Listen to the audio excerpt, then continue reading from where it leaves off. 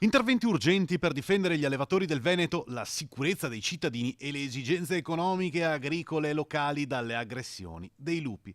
È quanto chiede il deputato della Lega Germano Racchella in un'interrogazione al ministro dell'Ambiente. Un problema molto sentito e i numeri parlano chiaro, basta pensare ai 163 eventi predatori del 2017 con 357 capi di bestiame uccisi e già i 43 casi registrati quest'anno. Dunque c'è la necessità di arrivare quanto prima a soluzioni urgenti e concrete e sotto gli occhi di tutti. Insomma, Racchella con l'interrogazione vuole in qualche modo costringere il ministro Costa a giocare a carte scoperte.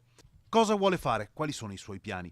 Per i malghesi è già stato perso troppo tempo.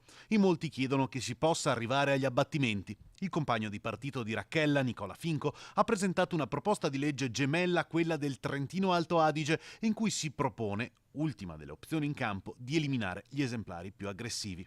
Racchella non si spinge a tanto, ma pretende dal governo risposte chiare perché un intero territorio le sta aspettando. Questa problematica dei lupi che quando giro il territorio continua ad essere una delle argomentazioni principali che sia gli amministratori che i cittadini che appunto gli stessi allevatori mi pongono